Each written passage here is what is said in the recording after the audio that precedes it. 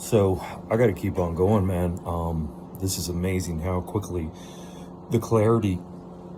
So what I mean by healing by layers is I get these levels of clarity where there was just so much fog, or there was a door closed in my mental mind. You know what I mean?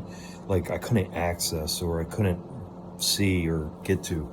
And then when I do these videos and get this out verbally, and as I'm connecting the dots and figuring this out, the clarity that's coming is just like, I was just laying here a minute ago and I felt so powerful. Like, it was unbelievable. Like, because I felt so clear.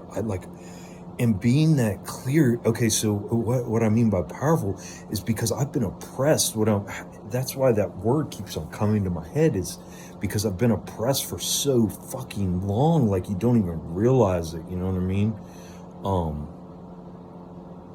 It's like the frog in boiling water. It just slowly turning up the heat, turning up the heat, turning up the heat. You fucking that motherfucker sit there and boil alive, won't even know it. You know? Same exact thing. So I wanted to mention that. That's how my healing is coming. That's how I'm getting levels of clarity. I also, my breathing gets easier, not as labored.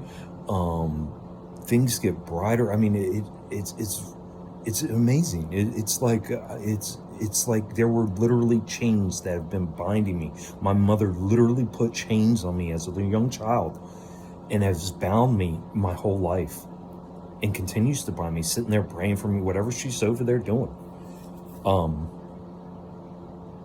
So it's just amazing that, I mean, when you break these things off and you work through them and you fix them and you take your power back, the power, you feel so powerful, and the clarity. And I mean, like I said, every time I do these things, I get more and more confident in what I'm doing.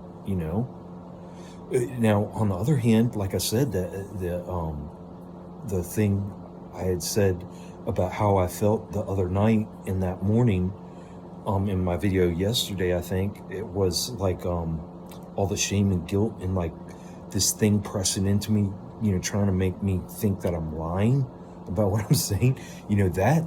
That shit is crazy, man. Like, as confident as you are, and then all of a sudden it's just like it's like, it's an oppression.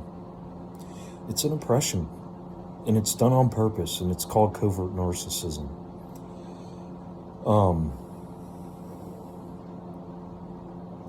So what I wanted to mention again was my other sister. Yeah, she got pushed out, man. So what is becoming clear to me is, again, connecting the dots. And I might change this. Who knows? But what I'm doing is I'm putting this out there as a comes, because this is how my healing has to go, because there's so many things involved and I can't get caught up anywhere. And I realize the more I vocalize and get this stuff out of me, that whatever games and whatever's trying to fuck around up here and in my, and around me, is, once I verbalize it and put it out there, at least it can be dealt with. It can be changed, but at least it can be acknowledged that, oh, okay, that was that at that moment.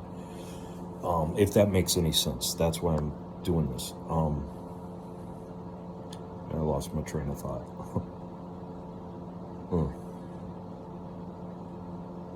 It's amazing how things are clicking and I'm putting things together, and things are just becoming so apparent and so obvious now. The connections are just the connections are becoming they're getting there. You know what I mean? What was I talking? Oh, so speaking on this whole, because see, I can't. If any of my family tries to tell me to keep their name out of my mouth, if your name is in my mouth or whatever, it's because it needs to be. And fuck you, okay? Go start your own YouTube page. How about that? Go do something productive besides cause problems and fuck other people's lives up.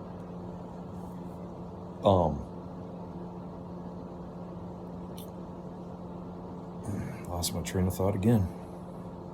because I'm putting so many things together. It's like, so when that clarity comes, it's like so many things open up, that I'm processing things as they come. And it's so new. Like, I don't think I've done this before so quickly. But yeah, so the family dynamic would be, these women seem to be suffering from this covert narcissism in my family. So that would be my aunt, my mom, my grandma. So there's something weird with my grandfather. Now, this is all on my mom's side. So it would be my aunt, my mom, my grandma. It seems like my mom, I don't know what's going on. Okay, so I'm just going to leave that alone. Okay, so we'll just say that my mom is definitely a covert narcissist, and then we'll say my grandma and my aunt are possible. So we'll just leave that alone for now and just leave it there. I love my aunt and grandma. I love all these people. I love them all. My sister Hannah, I love her to death. I want to hug her so bad and be her kid's godfather. I do. But I can't. With all this sickness and all this cognitive dissonance and all this Stockholm syndrome and all these mental disorders going on that I'm blatantly pointing out. And people still think they're just going to... My sister literally thinks she's just going to ignore all this. Just ignore all this. And just keep being my mom's friend and my friend. And I mean, it's very strange, guys. It's very strange. And I guess that would have to be because of the abuse, my mom pushing this narcissistic stuff onto her. And I don't know, man, there's just so much involvement. Like, the whole thing is just wild. And I wasn't there. That's what I'm trying to say. I wasn't even there, guys. Hannah was only 2 years old when I left the fucking house at 16. You know what I mean? And then I had a family. I joined the military and I had a business and I had a family. I was not there. I hardly ever saw her. Hardly ever. You know what she told me when I was 10 years ago when I had my TBI and I was supposed to go live with my mom, and then my mom, I was there for like a day, and it was obvious like she wanted to kill me or whatever was going on. So I went and lived with my sister. My sister told me that I abandoned her. That this is me. Like, I couldn't even drive at this time, guys. My sister turned all this, she was young at this time. She was like 19 years old. She turned all this around on her and about her, because she's got like fibromyalgia. She's like my mom. Same thing. Tons of health conditions that all go back to it all goes back to abuse. All these conditions all go back to abuse. All these mental conditions all go back. All the fibromyalgia, all these autoimmune conditions all go back to abuse as a child. All of it. But, these women will refuse to recognize that. They will refuse. They will go to doctor after doctor after doctor after doctor and take pill after pill after pill after pill and go to emergency room after emergency room after emergency room and do this and have everybody just for years, their whole lives, just cater to them. Just cater around all these conditions that they have, that they are just inflicted with. But somehow they believe in Jesus. And somehow, it's just so demented, guys. This is demented. I can't even talk about that. That is demented. So, okay, so we got those three women over there would be the matriarchs of my family, right? On my mom's side. On my dad's side, there's nobody. My dad has had so many. My dad's just barely holding on. I mean, he should be dead. You know what I mean? Like, he's taking pills just to stay alive right now. He's had so many strokes, heart attacks, fucking everything. And there's another lie. That was another crazy lie. Oh, check, I might as well throw this one in here, but just getting everything out. My dad was like, because my mom had always told me that my dad was a heroin addict and blah, blah, blah. So come to find out what it was, my dad was building houses back in the 80s and 90s, making bank. And he was handing my mom money, hand over fist, right? Just cash. After they had separated, because what my dad was doing was he was building houses in the 80s and 90s and selling coke, and so he had more money than he knew what to do with. So he was just handing my money. Well, he ended up taking my mom's credit cards. Well, that pissed her off, he cut up her credit cards. She ended up like tossing them out. So he was giving her cash, but then he pissed her off in another way. So she took it to court. And when the judge found out how much money he was giving her, the judge looked at her and said, "Are you stupid?" But these women don't care that it's just about winning, and I mean, they're nasty. These women they have mental issues. So anyways, my dad, so this is the whole point of this story. My mom had always told me that my dad was a heroin addict, and that he was in and out of jail his whole life, in prison. It wasn't the story. My dad was a working man, blue collar man, selling coke back in the 80s till he got busted with a nice amount and spent, did a nice stint. I think he did, like, I can't even remember, however long he did, a couple years, year and a half, and for selling coke. He said, when I said, well, Mom said you were, a heroin addict, he said, man, I've never injected anything into my veins. He said, fuck that. You know what I mean? So, he was just, my dad's no fucking saint. He's a hard, nasty, extremely strong, masculine, dude. You know what I mean? So I'm not making, and he abandoned us. He literally abandoned us. So I'm not making excuses for him. But what I'm saying is that he isn't the monster, nasty, disgusting monster that my mom made him out to be. And my mom, my dad was like, your mom loved that fucking drug money. That's what he said about that. He said, she knew I was fucking dealing cocaine. He said she was with me half the time when I was dealing cocaine. So he's like, man, she loved that drug money until it fucking, until it left. And then all of a sudden it became a bad thing. So it's just the selfishness of these bitches. Like, us men, we're just like, we say it how it is. We're like, fuck, dude. And I don't even talk to my dad. I had to cut him off. He's cut off. Selfish. I mean, he's left me and my brother. Fuck, to suffer and live this shit. Oh, man. Fuck all that noise. So, anyways, okay, so that's that story. It's just so funny. I mean, I literally pictured, I didn't, my dad, the last time I saw him, I was like 13 or 14. It was my grandfather, his dad had died. It was at his funeral. I didn't even talk to my dad then. I think I just remember seeing my dad just bawling, crying with the rest of the family over there. We left. And that's the last time I saw my dad until a few years ago. So it was like 24, 25 years in between seeing my dad. And then by the time I'd seen him again, he had just gotten a fucking tumor the size of a fucking softball removed from his fucking forehead, and he had just had some major strokes, and since then he's had major strokes and heart attacks. So he's done. You know what I mean? He's just barely holding on. I don't wish anything ill towards him, but at the same time, it is what it is. He was a very selfish man. So, getting back to my mom. So my dad's side, that's it. There's nobody left. Once my dad dies, my whole dad's side of the family is gone. Now, my dad's wife, that is a woman who I would bring into the family. I would, if my dad dies, I would move that woman in with me if she needed a place to stay. You know what I mean? Once I'm healed, if I feel like that's something I should do. But, that's just where my heart is at. You know what I mean? I'll take care of people. Fuck, man.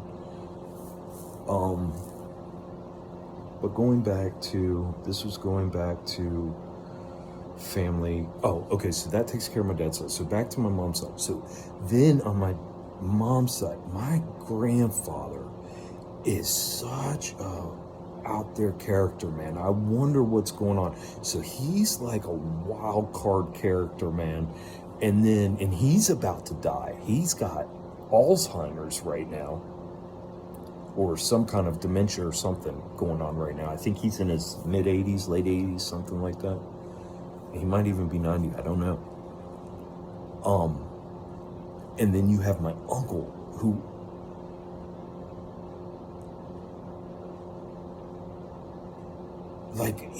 what I see in my uncle is just confusion. Like, I feel like when I look at my uncle, I feel like somebody getting played. You know what I mean? Like, my uncle's a strong, fucking rough motherfucker. And a good-hearted person, man. but it's just like the manipulation, like the mind control. And that's what I'm saying. There's something going on with my grandmother. My grandmother's story is so weird, man. And my grandfather's story is so fucking weird. I mean, those two have two very strange, divergent stories. And then but nobody would, you really wouldn't even think twice about their stories, really. I mean, not really. But then you factor in my mom, then my aunt in the family that she married into and who became my family at a very young age.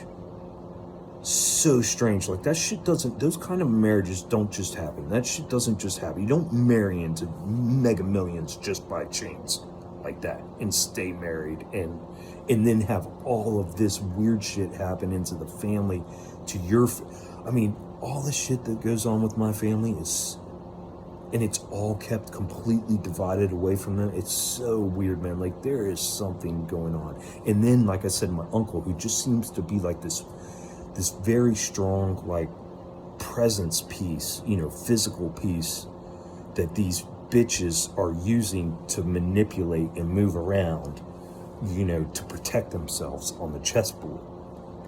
You know, like, they're sitting back here in their home base and they using this knight out here, moving her back and forth, you know, blocking the moves in on home base, you know what I mean? So that's sort of the vibe I'm getting now, that things are clearing up. That is the vibe I'm getting. And again, that may change, who knows? Okay, and then I don't need to talk about my cousins at all. There's no need to get any of them involved in any of this. My sister involved herself completely. My other sister, Kristen, if you're out there, Kristen Levesque is her name. If anybody knows of her or where she's at, I would love to just get an address for her so I can mail her a letter. That's all I want to do. I've been thinking about her for years and years. She's been on my heart.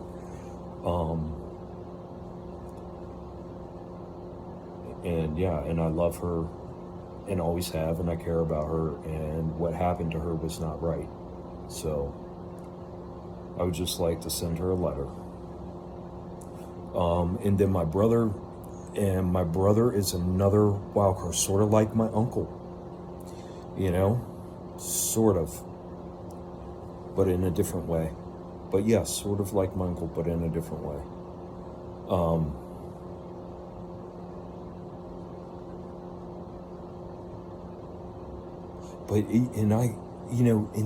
Okay, and let me explain something. These women, they play these games and it does not affect them, guys. They're crushing souls and spirits and they don't care to get what they want. They don't care.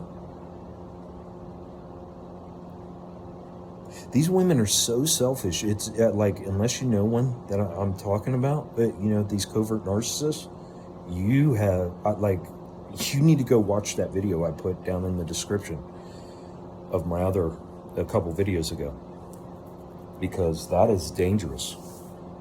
So if you're somebody who is beating down another family member or group thinking with people against somebody else, and you know, who's having a hard time and having a hard situation, you know, maybe you should change up your tactics and think what help really is and what harm is. But yeah, so we got the family dynamics coming along, man. A lot of healing going on. I'm losing a lot of actual anger. Like, when I speak of these things, like, I'm so much calmer now. My heart is remaining more calm. My breathing's remaining more calm. Yeah. Yeah, healing, getting it out and healing. And if you're watching this and you don't know what a covert narcissist is, if you don't know what cognitive dissonance is, if you don't know what Stockholm Syndrome is, if you don't know what these things are, if you don't know that, you know, People can get hurt, man. People can get hurt easily. So if you don't know what you're doing, just shut the fuck up. You know what I mean? Mind your own business. Heal yourself. Heal yourself. Heal yourself.